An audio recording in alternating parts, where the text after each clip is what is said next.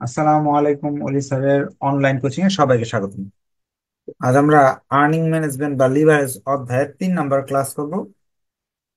আজকের ক্লাসটা বোঝার জন্য অবশ্যই আগের 2টা ক্লাস করা থাকতে হবে।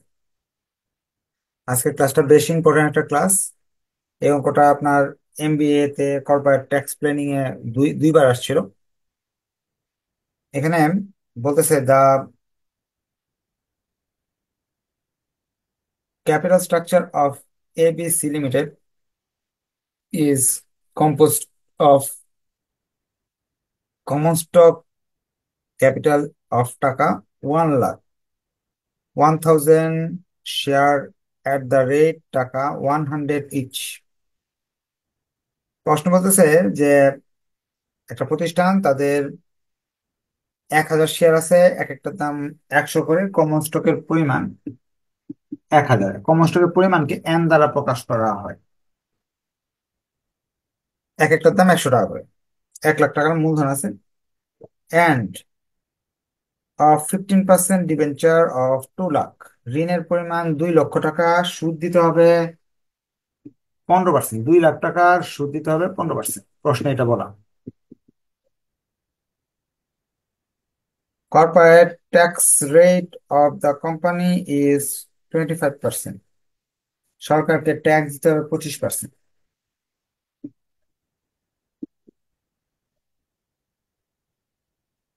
The company's last year data were as follow। কোম্পানির শেষ বছরের তথ্যগুলো এখানে দেওয়া আছে। কি কি দেওয়া আছে? সেলস আছে 2,000 ইউনিট 10 টাকা করে। সেলস 2,000 ইউনিট 10 টাকা করে। দেন না, 20,000 ইউনিট 10 টাকা করে। ভেরিয়েবল কস্ট 4 টাকা করে। ফিক্সড কস্ট 70,000 টাকা। এই তথ্যগুলো দেওয়ার পর বলছে what are the degree of operating leverage. DOL বের করো, ডিএফএল বের করো, ডিটিএল বের করো।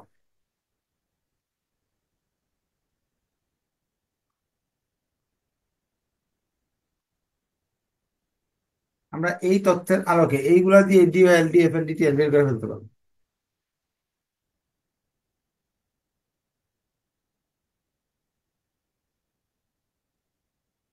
20,000 ইউনিট বিক্রি করতেছে না।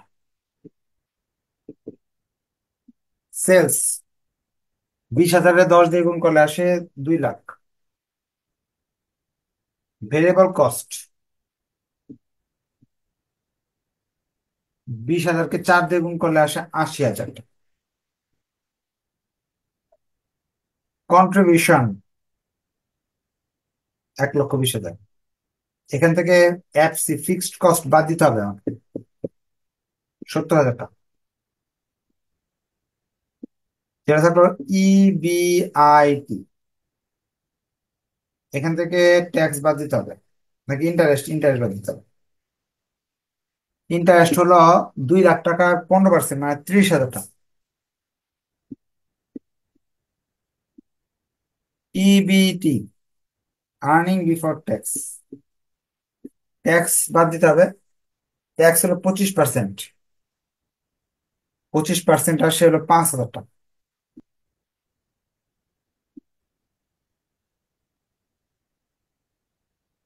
ইএটি, এতটুকু তো আমাদের লাগতো না।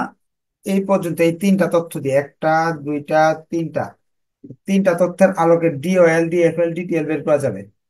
ডিওএল আমরা একটু করে ফেলি। নাম্বার অফ শেয়ার হলো 1,000, এটা দিয়ে এটা ভাগ করলে বেড়ে আসে ইপিএস। সম্পূর্ণটাই করে ফেললাম। আমাদের এরপর রিকোয়ারমেন্ট লাগবে তো,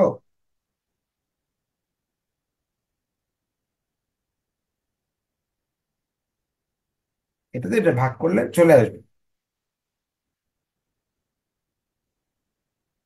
এখন তারা বলছে ডিওএল ডিএফএল ডিটিএল বের করো। আমরা এই তথ্যের আলোকে ডিওএল ডিএফএল ডিটিএল বের করতে পারবো। হুম।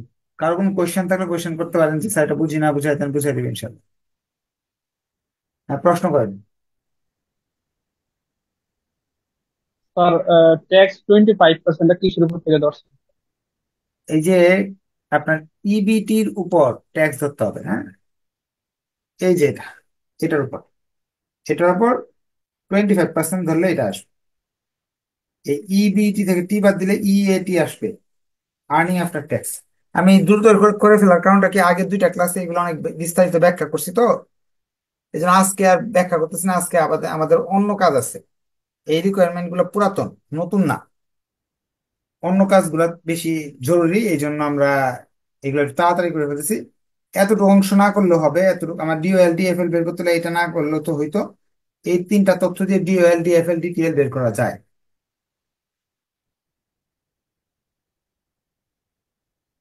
তা আমি এদিকে বের করে দেখাচ্ছি। এগুলো আমাদের লাগতেছে না, এই অংশটা লাগতেছে না, এগুলো তো লেখা শেষ, মুছে ফেললাম।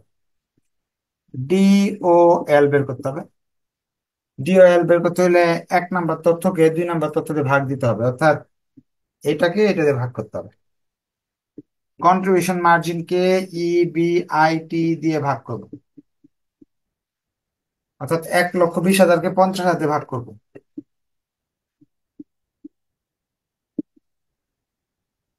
2.4 টাইমস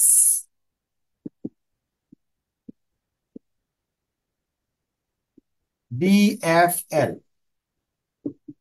2 নাম্বার তথ্যকে 3 নাম্বার তথ্য দিয়ে ভাগ করব, ইবিআইটি মাইনাস ইবিটি।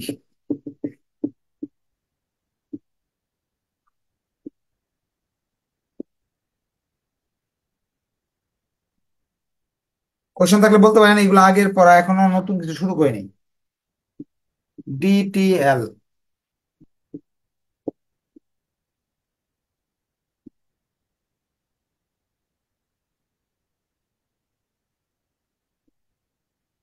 এক নাম্বার রিকোয়ারমেন্ট আমাদের শেষ।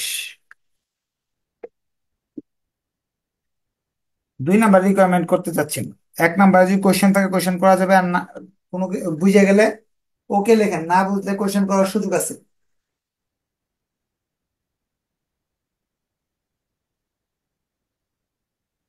প্রথম 2 ক্লাসে এগুলো শেখানো হয়ে গেছে, আজকে শিখাবো এটা। বলতেছে হোয়াট উইল বি ইম্প্যাক্ট বা impact of the increase sales by 40 and 60%। বলতেছে বিক্রয়ের পরিমাণ যদি আমি বাড়ায় দিই, তাহলে এখানে কি ধরনের প্রভাব পড়বে। বিক্রয়ের পরিমাণ যদি আমি বাড়ায় দিই 40% এবং 60%, ডিওএল ডিএফএল ডিটিএল বা লিভারেজের কি প্রভাব পড়বে সেটা দেখতে চাইতেছে তো।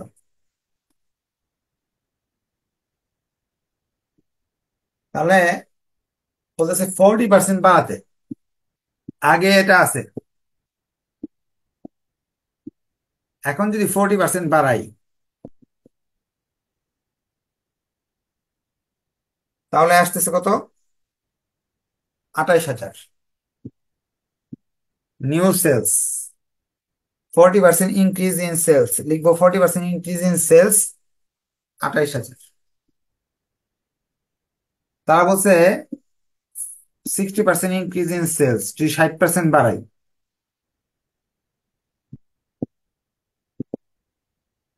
32,000।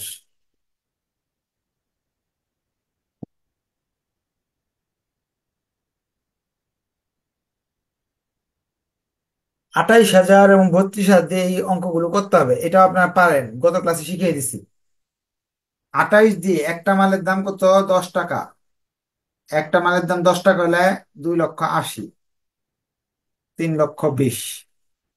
যদি 32,000 মাল কিনতে হয় 10 টাকা দিয়ে গুণ করতে হবে। যেহেতু 10 টাকা দিয়ে এটা গুণ করছে, এই সবগুলো গুণ করে সেলস বেরোবে। ভেরিয়েবল কস্ট, একটা মালের জন্য 4 টাকা, 4 দিয়ে এটা গুণ করছে, এটা আসছে, 4 দিয়ে এটা গুণ করবো, 4 দিয়ে এটা গুণ করবো, ভেরিয়েবল কস্ট বেরিয়ে আসবে। যদি না বুঝে থাকেন কোয়েশ্চেন করার সুযোগ আছে, যে এটা বুঝি নাই স্যার, আমি বুঝাই দেবো ইনশাল্লাহ। বাদ দিলে সিএম বেরিয়ে আসবে, কন্ট্রিবিউশন মার্জিন। ফিক্সড কস্ট সব সময় সমান, ইন্টারেস্টও সব সময় সমান।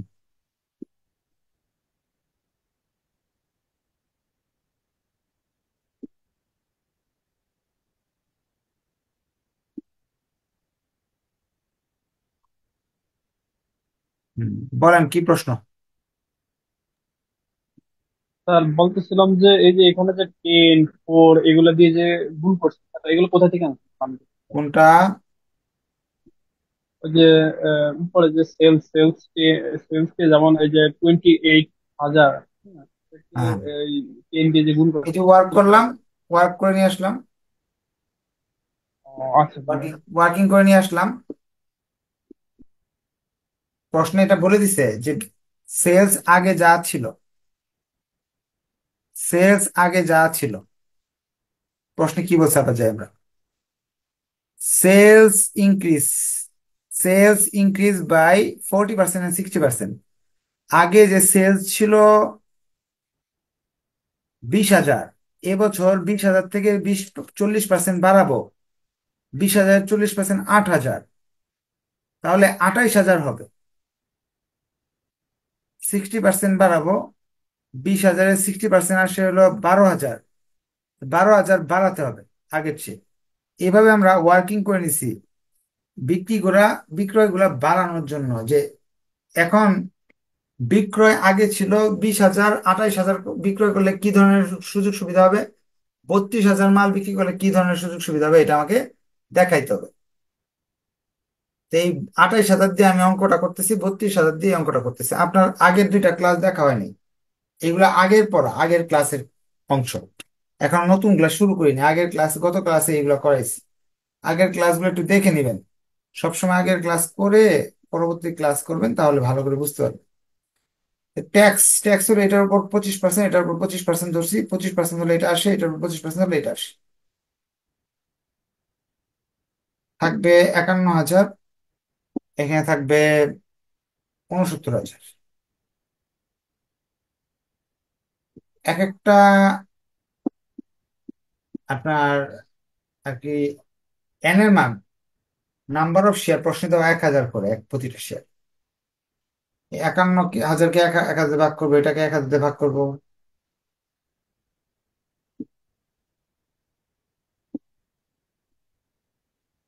এখন এখানে কিছুটা প্রভাব বুঝতে পারছি। যা বিক্রি করতাম এতে 15 টাকা লাভ হইতো, মাত্র 40%, 40% বাড়ানোর ফলে লাভ কিন্তু বেড়ে 3 গুণ, 3.5 গুণ বেড়ে গেছে প্রায়।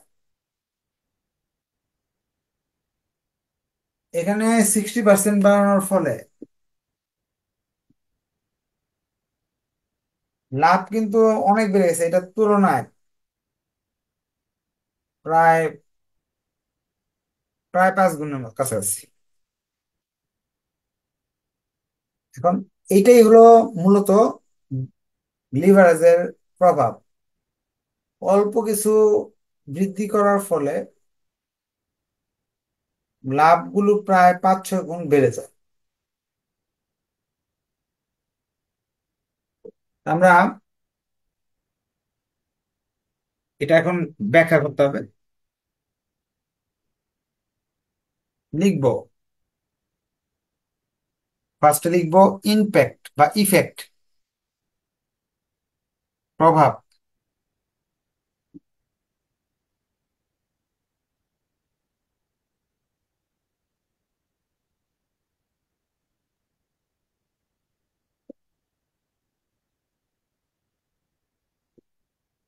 40% বিক্রয় বৃদ্ধির ফলে কি ধরনের সুযোগ সুবিধা বেড়েছে।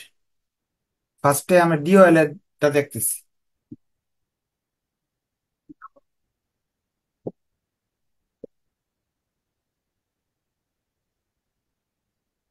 ডিওএল এর প্রভাবটা দেখতেছি। ডিওএল এর প্রভাব হলো অ্যাজ, একটা লাইন মুখস্থ করতে হবে, as ডিওএল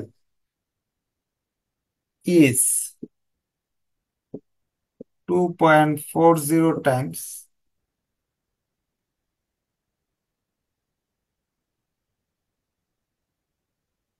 40% increase in sales will result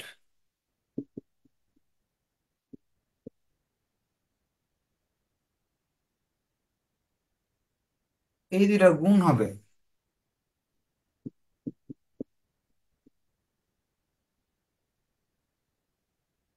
96% increase in EBIT.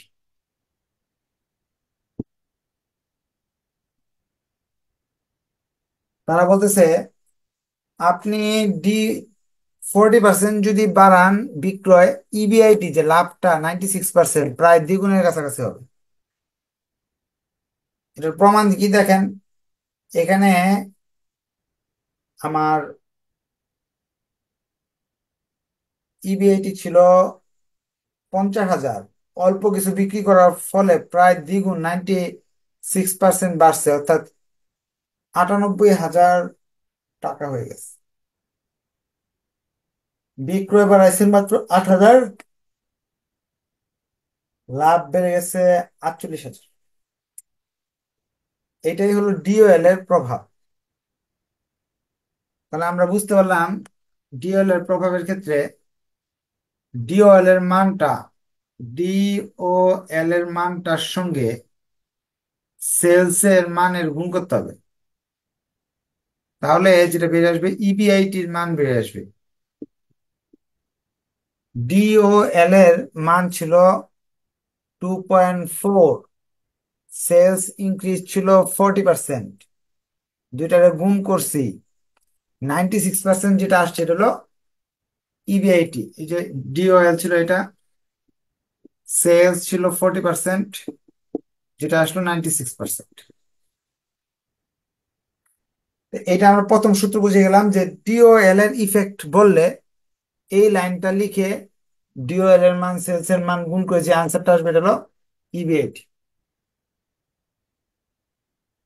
যদি বলা হয় DFL,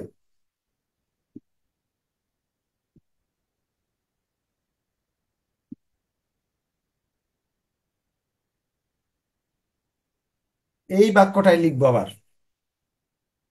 as DFL is 2.5 times 40% increase sales এর জায়গায় লিখবো এই শব্দটা, এনে যে আনসারটা পাইছি 96% ইনক্রিজ ইবিআইটি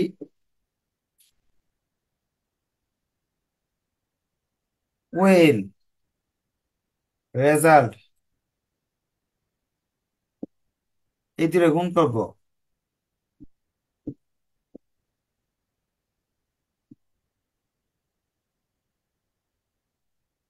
আনসার আসবে 100,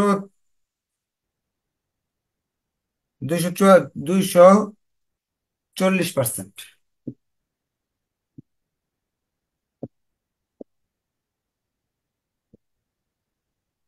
বলতেছে এইভাবে যদি ইবিআইটি বাড়ে তাহলে মুনাফা 240% বেড়ে যাবে।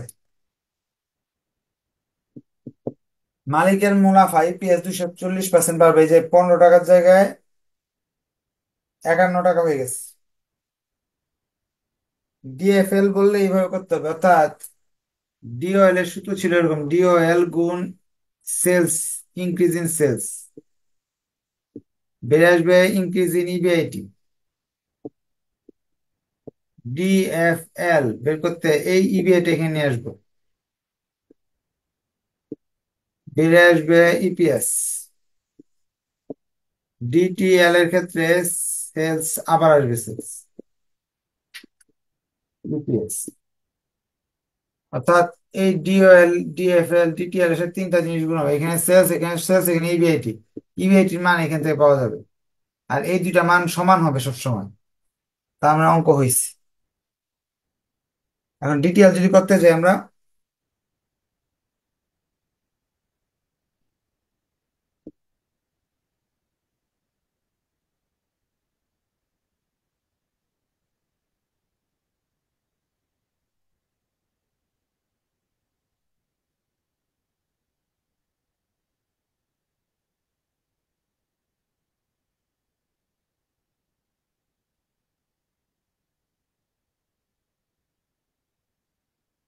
এটা সেম।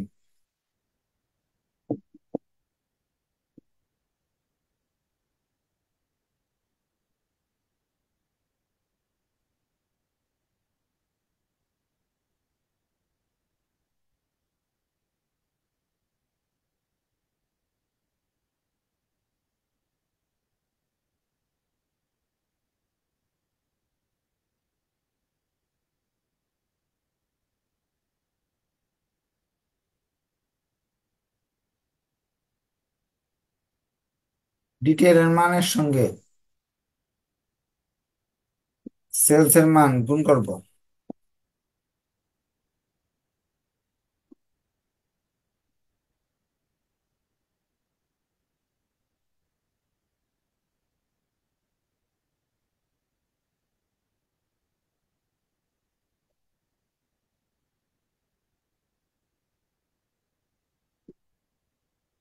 এই ছিল তিনটা সূত্র। এই সূত্র আমরা জানি, মনে রাখি, সেলস দুইবার হচ্ছে, ইবিআইটি দুইবার হচ্ছে, ইপিএস দুইবার হচ্ছে। কোশ্চেন থাকলে কোশ্চেন করার সুযোগ আছে, স্যার বুঝি না বুঝাই দেবো ইনশাল্লাহ।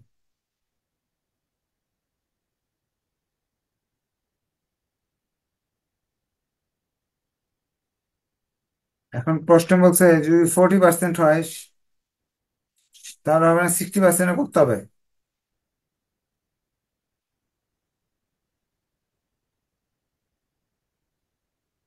কোশ্চেন করেন, কি জানতে চাচ্ছেন? তো যে উপরে সূত্র লিখছেন, ডল কোন সেলস সমান বিআইটি, মানে এগুলো আমরা কখন লিখবো? আর যে সূত্রগুলো একটু বুঝতেছি না, একটু মানে। আচ্ছা, এই ঘটনা ঘটাবে এইখানে প্রশ্নে ইম্প্যাক্ট যদি বলে প্রভাব, তাহলে আমাকে এইভাবে অঙ্কটা করতে হবে। ডিএল এর জন্য একবার করতে হবে, ডিএফএল এর জন্য করতে হবে, ডিটিএল এর জন্য একবার করতে হবে। এটা সূত্র আছে, যারা দুর্বল এই সূত্র আমাকে মুখস্থ করে নেবেন। ডিওর এর ইনক্রিজের সিস্টেম, ডিএফএল এরটাও এভাবে। এই যে এটা উত্তর এখানে লিখবেন, গুণ করবেন, আনসার এইভাবে শিখে নেবেন। এখন প্রশ্নে 40% বলে না, শুধু 60% বলছে, তাহলে এই জায়গায় 60 দিয়ে অঙ্কটা করতে হবে, আবার করতে হবে 60 দিয়ে। তাহলে এই চেঞ্জ হয়ে যাবে এগুলো।